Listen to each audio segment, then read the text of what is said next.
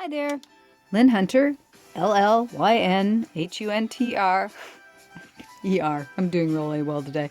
Anyways, back with the final stages of hairball.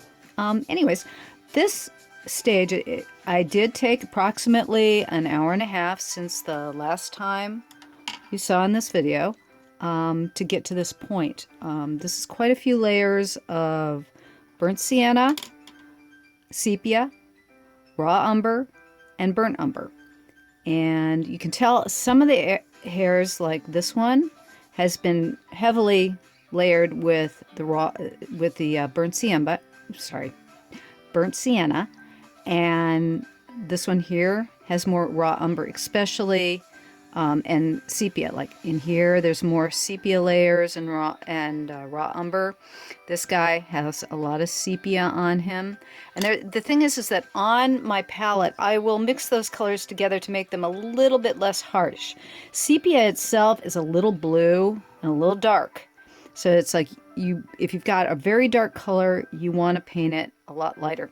Now, since the last time we looked at this, you can see like here, right here in the ears, right here, I've added what's the colors Alizarin Crimson. It's what I use primarily for my pinkish red.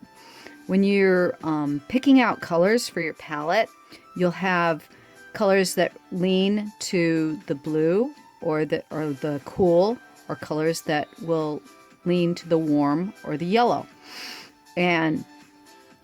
Or in this case, the Alizarin Crimson is a red that leans towards the blue or pink.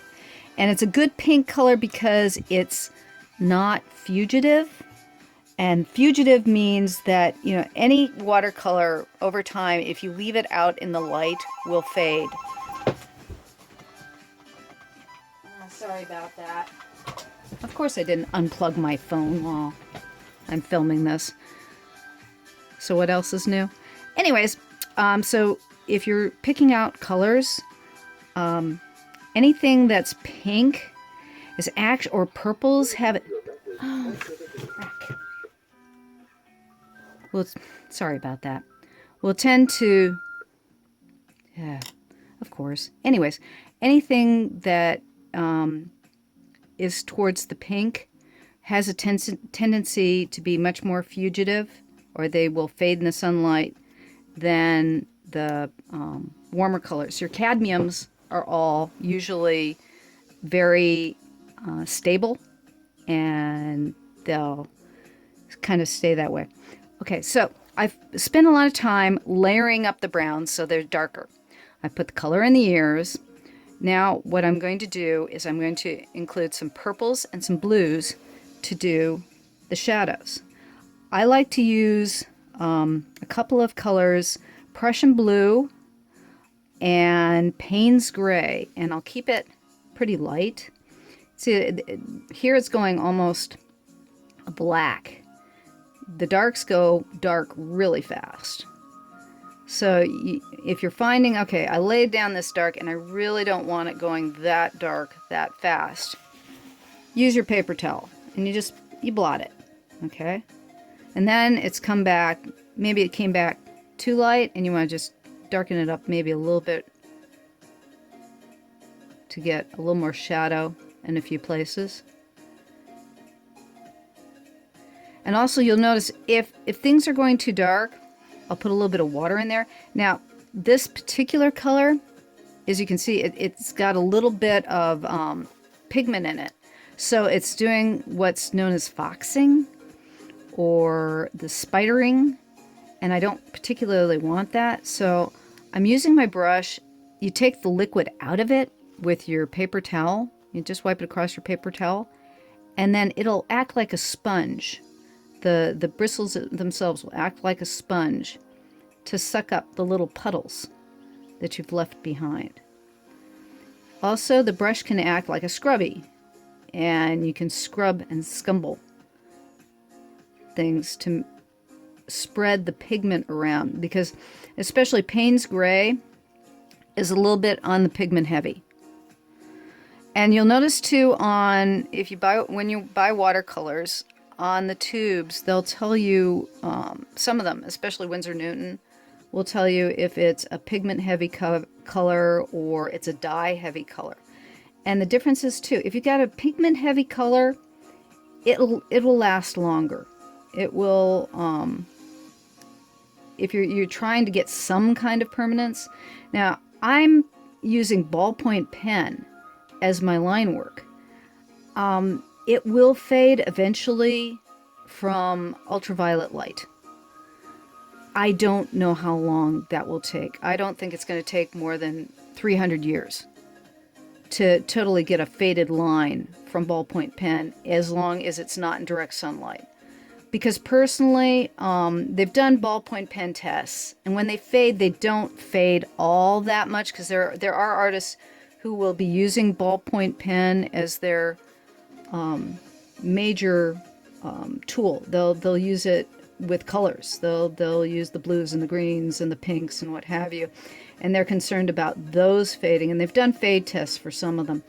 And personally, you know, if I were doing anything for total permanence, I'd stay away from the colors, because most colors in ballpoint pens are dye. Whereas if you're using black ballpoint pen, it's a combination of dye and pigment. And the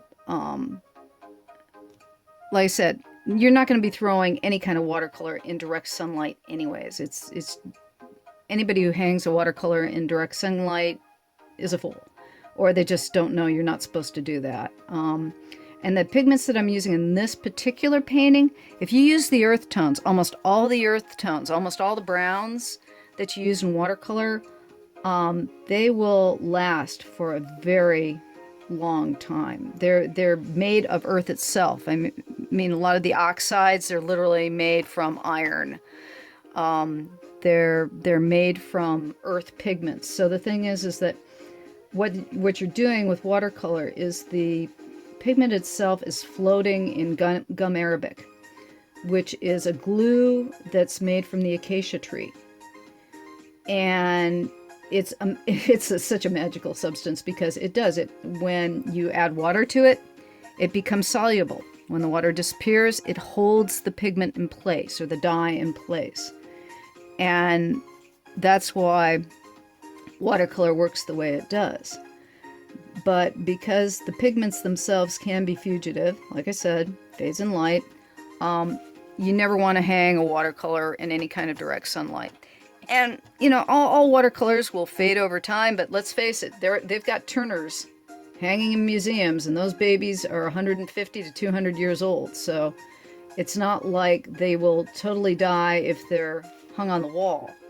Ultraviolet is just nasty to any kind of pigment. If you're talking oil painting, if you're talking watercolor, you never want to hang any kind of painting in direct sunlight, just for that reason. And also prints. Don't hang your prints in direct sunlight. I mean, printer's ink is more fugitive than anything else. So it's just, sunlight is just nasty to two-dimensional art. So kind of stay away from it. So as we're going on here, I'm adding, this is basically the blues that I add, and I started talking about it. I like Windsor and Prussian blue, which are blues on the green side. I don't use cobalt and ultramarine as much, because they're heavy pigmented. And if you want some really interesting foxing effects, those colors are great for that. And also because they last longer, Prussian blue has got dye in it. Windsor blue has dye in it. But they are these beautiful colors, and they usually work for me really well. And because they are slightly dye-based, they'll float as a shadow. Okay, you can really see the blue that I put in there over the colors underneath. And I like blue shadows. It adds a richness to your painting when you use, you know, it's one of the reasons why a lot of watercolor painters don't like black, because they don't like the fact it has a tendency to flatten your color. Whereas when you add blue or purple as a shadow, it will kind of make the colors sparkle more. Especially, I've got browns here. And purple and brown, especially red brown, have a tendency to go together very, very nicely. So it's like I'm throwing just a little purple. I'm leaning towards the blue because we've got that pink in the ears. Okay. Again, at the present on this particular piece, I've used most of the warmth I've used with the burnt sienna, which is I consider burnt sienna kind of a red. It's brown towards the red side. And that's one of the reasons why I like that. Again, with the shadows, you'll notice I'm going pretty light on the shadows because it's really easy to go dark really, really fast. And so I have a tendency to keep things pretty light as I'm adding shadow because it's just so easy to go overly dark, overly fast. And it also might be my own trepidation towards black. When I'm doing ink work, I also do comic books. And when I do ink work, I'm terrible. What's called spotting blacks, which is you're supposed to literally make large areas of black to give a better feeling of volume. And I just really have troubles going into the blacks because going dark fast it's one of those things that really scares me. The cool thing is that when you are painting watercolor, the color that you put down with the water usually is darker than when it's going to dry. Actually, it's considerably darker than when it's going to dry. So a lot of times if you think you've gone too dark, it's like, yeah, maybe I didn't go dark enough. That's why sometimes it's good to do your painting, do a little bit on it, walk away, let it totally dry, and then come back. Another trick is that some people use, I personally don't, because usually my watercolors are drying fast enough for me. You can use a blow dryer. It doesn't hurt the painting or the paper or anything to use a blow dryer on it. The only problem with a blow dryer is if you have a puddle that you want to dry a certain way or to do on its own, sometimes speeding that process up will cause the effects that you really wanted to happen not to happen. And after you've been painting for a while, you'll get a feel for when that is. It's like the sad thing is when you're painting with watercolor and somebody who's going to tell you how to paint in watercolor is a lot of what you do is feel, and that's a really sad way to be able to try to explain somebody how to paint. But you learn as you go along with watercolor, and I'm afraid that's why, some people will go, oh, I hate watercolor, and some people will start this medium and go, I just love it, I love what it does, and there are not a lot of in-betweens on that one.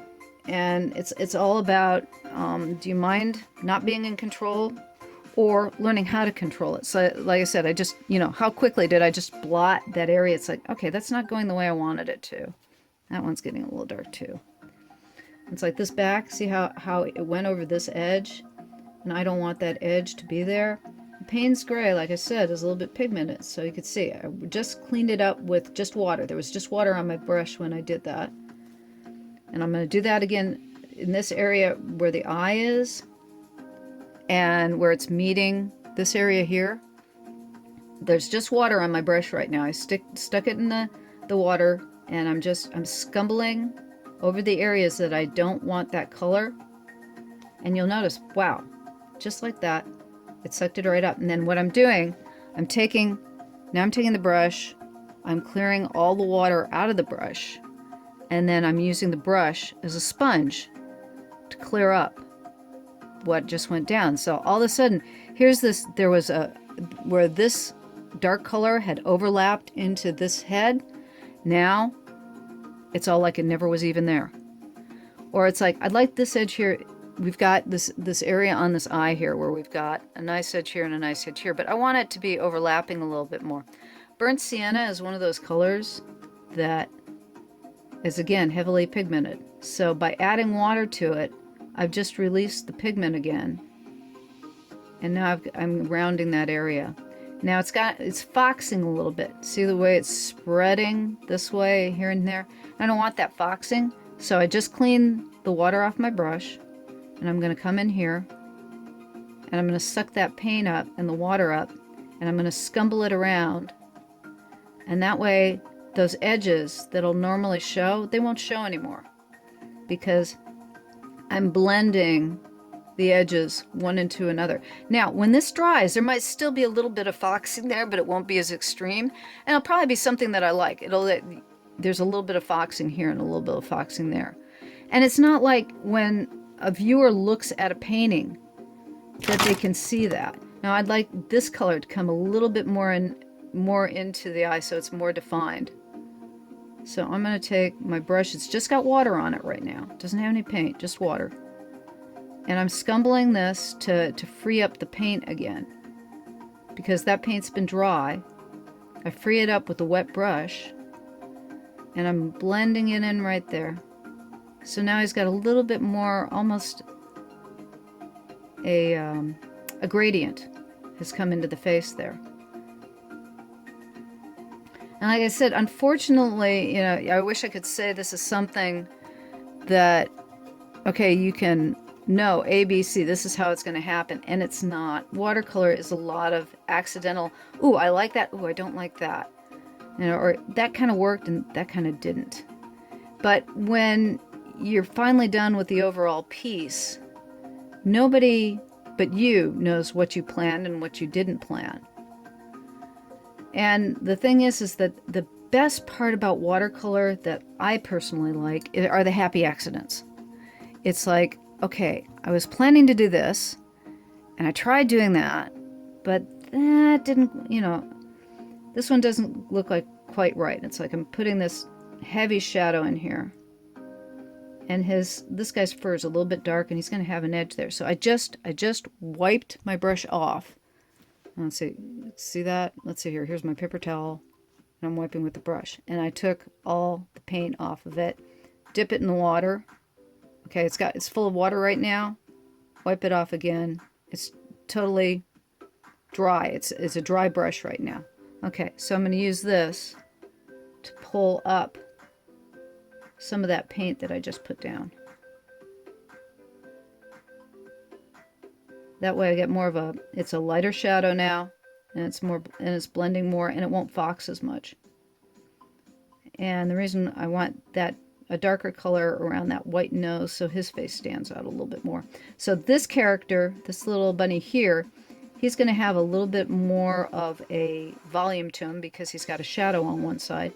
And that shadow will pull out this face where this bunny has got a little bit of a white muzzle. And those are the sorts of things that I think about while I'm getting to this stage. Now, there's a white bunny tail there, and it's a little bit too white for me. Okay, so I want to pull it into shadow because it's behind this guy's head, and it's behind this guy's ear. So I want to take that back a bit, and then I'll just blot that out a bit. So all of a sudden, it was dark. Now it goes behind a little bit more because I've added that little bit of shade there. I'll put a little bit of shade in the ear. Although the rabbit's ears are actually a little bit on the gray side inside the ear. They're not quite pink. It's like if you look at they're more like this, what I did here, where they have just a little bit of pink and then there's gray showing. So I don't want the pink to totally stand out. And if I miss that on a couple, what white does, often when you're, especially this particular paper that I'm working on is hot press. I like hot press for a couple of reasons. Number one, it's very crisp when you draw on it. It doesn't have the bumps in it that cold press has. And also, I really, really like the foxing effect. I think that the foxing, when you get those little spider lines, give added texture and interest to the paint. And so I personally like that quality to the paper. The difference between hot press is that you will get more of that accidental foxing that on hot press paper than you will on cold press. Cold press will tend to take a lot of that foxing out, so that if you don't ever like to see those little spidery lines at all, you might want to work on cold press. But if you want a crisper illustration, or you want some of that foxing, you want some of that texture, what I usually do is see how I muddle things, or I'll dot, and that'll add more texture too.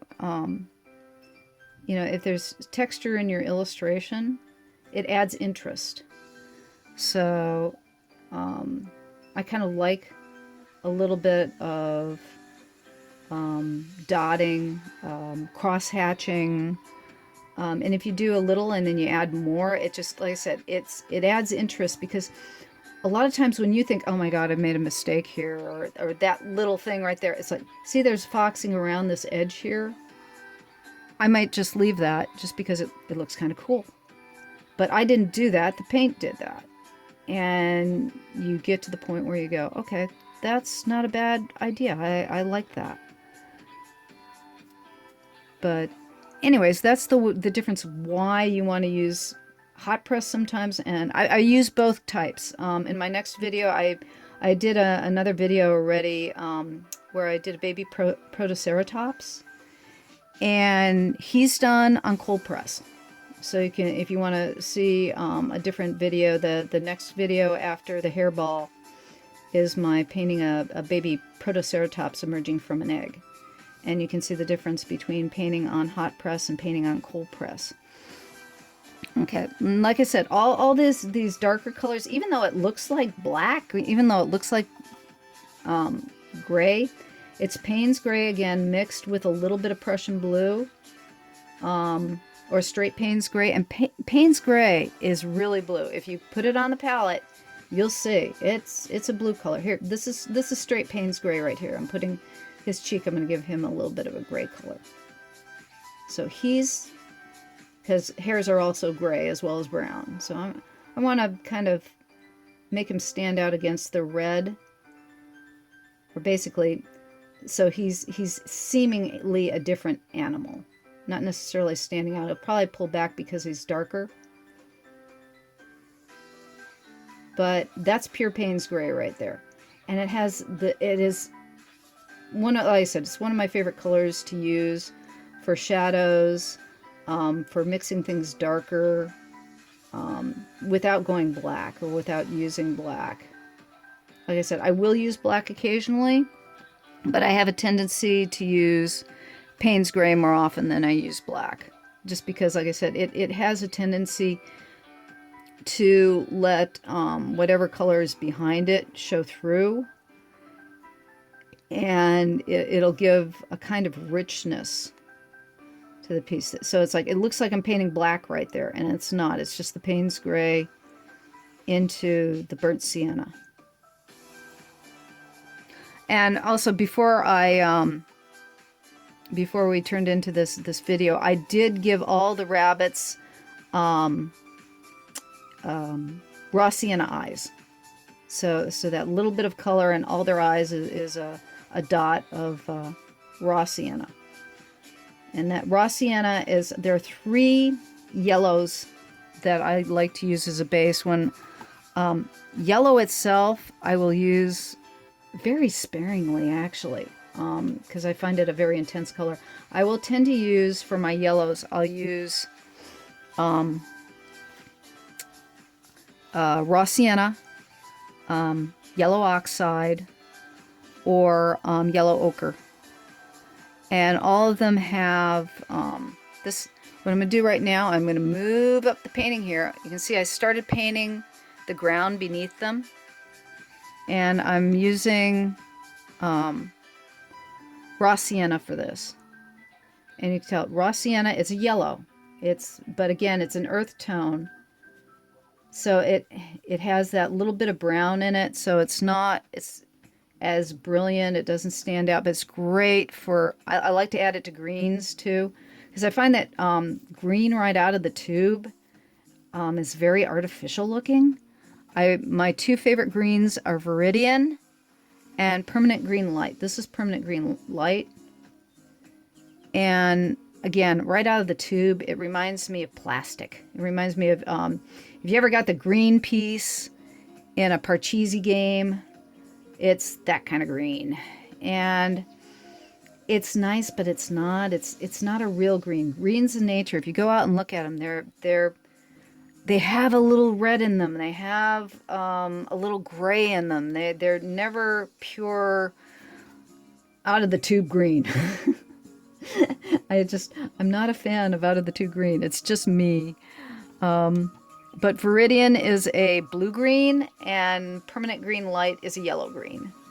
And again, I tend to have a limited palette where I'll use the 6 colors on a color wheel, and then I'll basically take them to the cool and the warm. So I'm just finishing up the ground here. And I'm going to let this green dry a bit and do a little bit more on the shadows and the bunnies and the top. I'm just about done here with the painting for me, for this particular painting. And, you know, it's like, when do you stop in a painting? It's like you stop in a painting when you're tired of it. When you say, it's done. And you might be wrong. And you might be right. And it doesn't matter. It really doesn't. It will take you years and you know, that needed more. And you might occasionally pull out a painting and add more to it. And there's just a point, though, when you've been working on it, and you're going, okay, I'm done with this one. It's time to move on. I put enough into it. That's it. With this one, I still need to add some shadow to, I'll add some probably purple to the shadow in the bottom here, but I need to let it dry a little bit more. So while that's doing that, I wanted to show you how to fix some stuff here. Over on the side here, I've got, this is a little bit of paint that dropped early on. And I want to show you how to fix a problem with when you make a mistake. This is basically your standard box cutter blade. You can also use an X-Acto knife blade, and a razor blade, standard straight razor blade will work. But what I do, you've got good paper. This is 150 pound or 300 GSM, sorry, it's gram, watercolor paper. So it's really good paper. So what you can do is you scrape. You use the flat of the blade, don't use the point, just use the flat, and you scrape it away. And just be really careful about it. And say I want to remove that little piece of this cheek sticking out there. Or, you know, you splattered. That looks like a little splatter. I don't know, splatter up there. Okay. All I'm doing, basically think of it as an eraser. It works just like an eraser. And what happens, you can see there's like dust there. Okay. And I'm going to take this one right here, scrape that away. Blow it away. And then what you want to do, I don't know if you use a kneaded eraser. This is a kneaded eraser. You can get them online. They come, usually they look like in squares in a cellophane package. You can even buy them at your local Staples. They'll have them in the art section. But kneaded erasers are your best buddy. I find they use them ever since I discovered kneaded eraser. That's like, I love these things. But it's like silly putty. If you want to clean it, you tear it apart like this. They're fun to play with. But what they do is they won't wreck your paper. And you go over the paper where you just scraped away, and that'll get most of the fibers that you've just done. Okay? Now, after you do that, you can go back in with a standard latex eraser. The end of a Pentel pencil nowadays, that white eraser, that's usually latex. Most kids' fun shaped erasers nowadays are latex too. But that won't hurt your paper either. And you go in and you just clean up the rest of it with your latex eraser.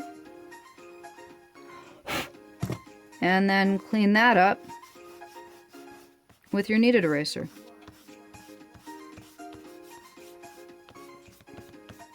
And if you still see any fibers, go in with your blade and just carefully sand it away. And that's kind of what you're doing with the blade. You're sanding down the paper until it's flat. And you can actually paint over that again. I've got spaces in here, like right about here where this guy is. I had a big blob of, well, let me show you here real fast. Let's try. On his face, there's a little black mark right there, okay? If I take, I'll take this, and I'm going to scrape right on, this is the painted surface, right? So I'm going to scrape this all away.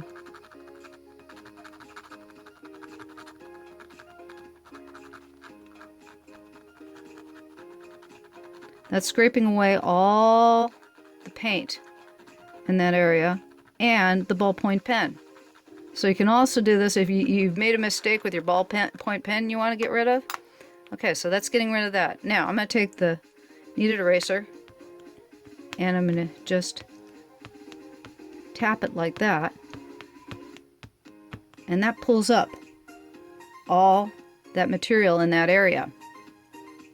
Then I'm going to come in with my watercolor again.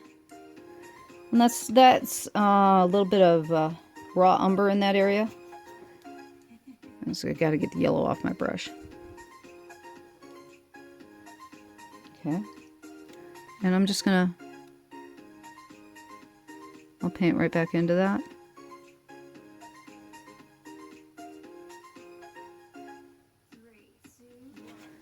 And then I'll come back in. Sometimes it'll go lighter or heavier.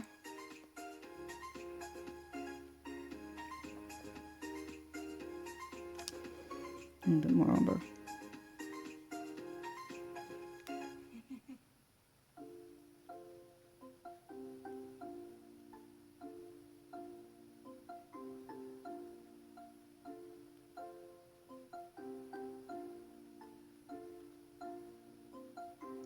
But once that dries, you won't even know that I fixed that area at all.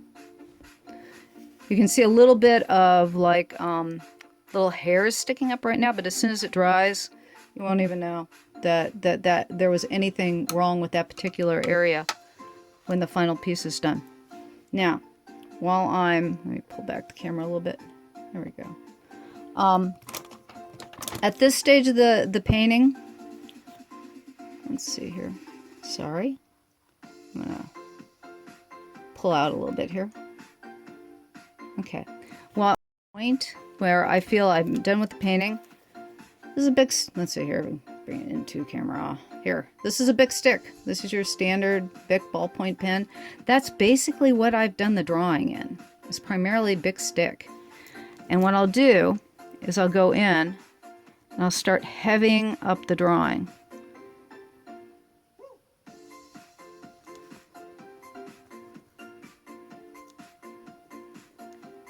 Make things more distinct. Because some of the lines I did too light in the beginning and I want to heavy him up. Like I want to make his smile more intense. Okay, or like here.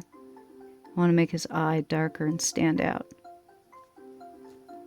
And I will do this all over the painting until I've got it to the detail quality that I want. And what that'll do too is like where the I haven't quite come in on the painting, or the lines have lightened a little while I've been painting. This will make everything more distinct.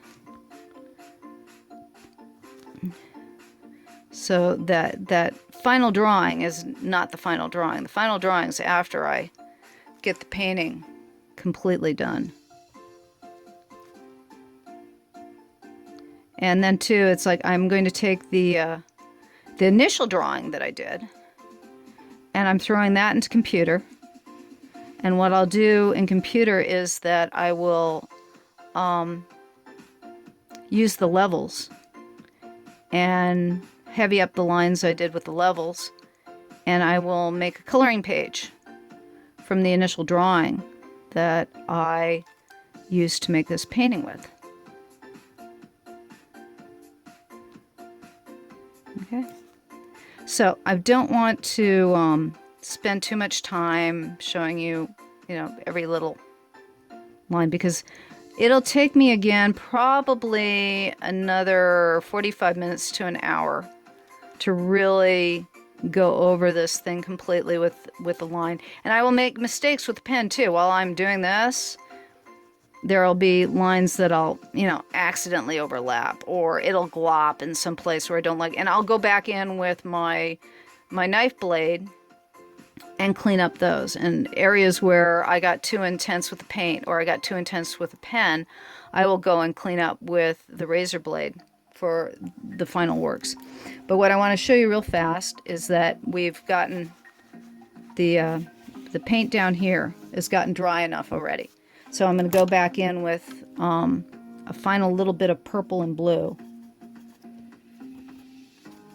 to finish up the shadows down there, and I just wanted to show you that before we're finished here today. So, because I want this area under here to feel darker, like the ball of hairs is really a ball of hair, or hairball, so that we've got some three-dimensionality. I might go to, once I get done with the pencil line, I'll probably go back in, or I'm sorry, the pen line. I probably will go back in one more time with the pen and with the blue, and I'll probably intensify the shadows one more time before I consider it totally done. But this is all, this right here, I'm putting in some Prussian blue to give that heavier quality. And you'll notice I've gone relatively dark under there. And when this blue dries, it'll be a really nice luscious color. I also probably will go back in maybe with a little bit of red underneath the leaves, just to give them, to pull out some of the browns that are in the rabbits and pull them into the ground here. Because when you take a little bit of color, if there's color in here, you want to pull the color in here. So if you just got greens and yellows in here, and there's reds up here, it's like you want to pull just like, I'll say I'll take a little bit of burnt sienna and put it, let's see here, I'll put it like underneath the leaf here and underneath the stone and maybe over here, or just do a couple of like little dots, in the ground, just so you're pulling in some of the red that's in here, down in here, and that'll give some balance to what's going on in the entire painting. And so that's about it for this particular piece. If you want to see the entire thing done, I'll be posting it on my Patreon. So it's Patreon, the https://www.patreon.com/LLYNHUNTER. And this is one of my giveaways this month. So along with the person who gets the painting, everybody who's a Patreon or a patron basically gets downloads. You get a digital download of a coloring page and a PDF of this particular piece. So if you'd like to see what it looks like, I usually open up a page for non-paying people who come to my page so they can see what I'm doing. This one will be posted there so you can see what the final looks like on it. And I'll see if I can't put an image of it on the YouTube channel too. I'm not sure yet if I can post those or not. Thank you for stopping by. Thank you for being here, and I really appreciate the view. If you like what you saw, please hit the like, hit the subscribe button. Appreciate your being here. Thanks a lot. Bye. Hi there, Llyn Hunter, Llynhunter. I'm here with basically the last portion of doing this painting. I've spent about an hour and a half, 2 hours doing the final pen work on it off camera. And as you can see, I've gone into a lot of detail on the rabbits after it's all been painted. So even though it was a rather detailed piece to begin with, it's now a very detailed piece to finish. What I wanted to show was a little bit of, I don't particularly care for the all-white background on the piece.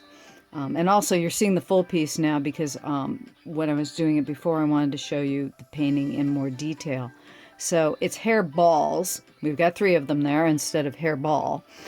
But this time what I want to do is I'm going to add, this is my Paynes gray, and a little bit of Prussian blue. There it is. To the Paynes gray. I don't want it to be completely blue. I want it to be a little bit gray. So I'm trying to get, there it is. Add just a little bit of Prussian blue in there. I don't want it to be like a sky blue either. Again, I don't like absolute pure blues unless per se I'm getting more of a primary look. I want this to have a little bit more of an adult quality to it, even though, yeah, it's really cartoon with the rabbits.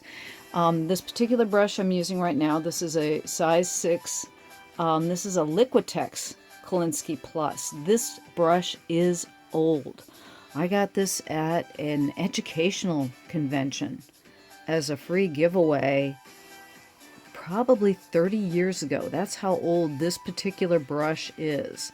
So when I say a brush will last you a good long time, this one, it's like talk about takes a licking and keeps on ticking. This baby has been one of my go-to background brushes for a long time.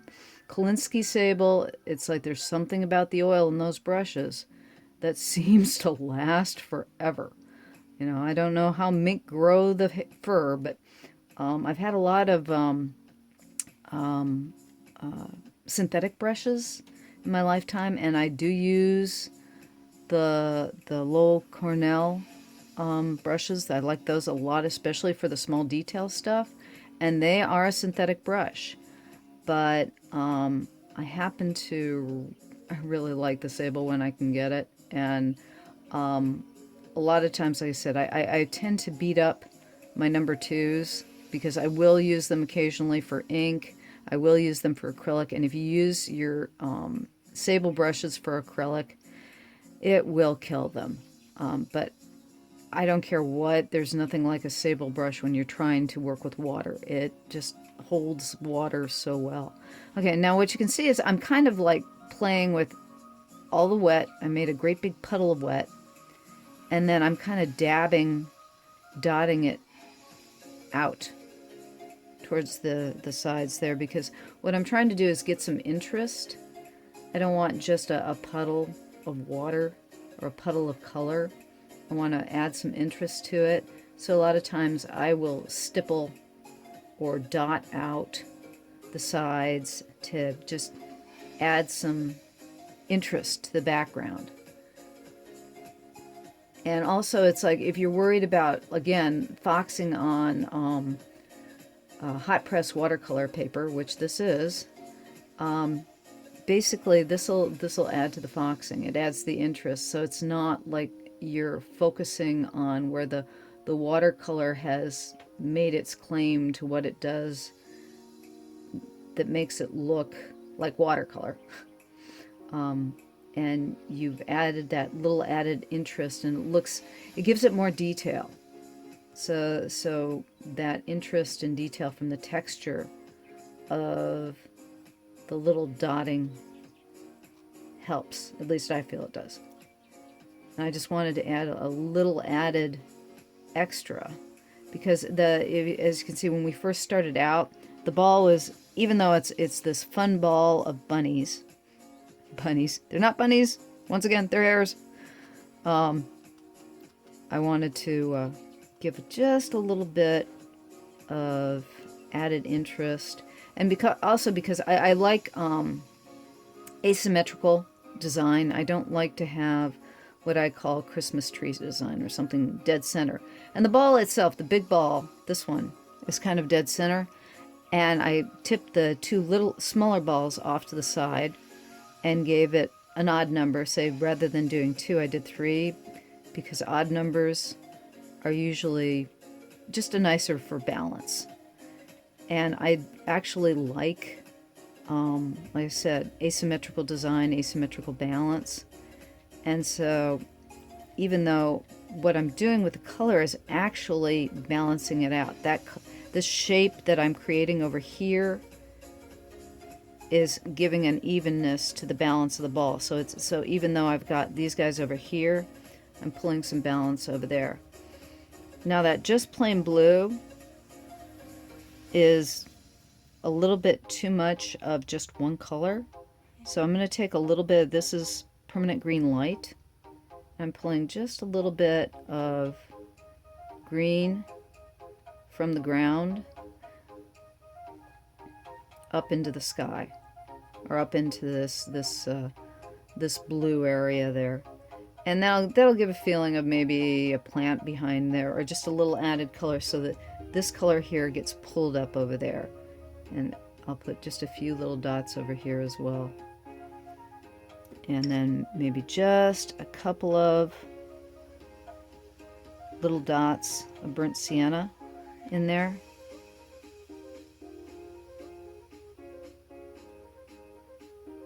And that'll pull the background into the foreground a little bit more in the mix. And that's basically the end of it right there. I might, oh, there was one other thing I did. I pulled out this one bunny in the front had some pen lines on his face that I didn't like, and I scraped those out. Now I'm just going to put some burnt sienna over that, so he's one full color face. So I've turned him into a chocolate bunny. Chocolate rabbit for Easter. But anyways, that's basically it for this particular painting. That's it and done. And what I'll do now is I will write a poem on the back of it in pencil that has something to do with the hares and the hairball. And that's kind of a thing of mine too, for the most part. I always try to write a poem to go with painting. It's kind of what I call a fortune cookie, because once you frame the piece, it won't be unframed for years and years and years, so that if somebody inherits this or gets this passed to them and they unframe it and reframe it again, there'll be a poem behind it. That's kind of my fortune cookie thing. But that's it for now. Thank you for coming to watch. Thank you for listening. I hope you enjoyed the video, and I hope you come back. Remember, my name is Llyn, spelled with 2 L's, 1 N, Llynhunter, and you can find me on Patreon at Llyn Hunter, and you can find me on YouTube at Llyn Hunter. Thank you very much for watching. Bye-bye.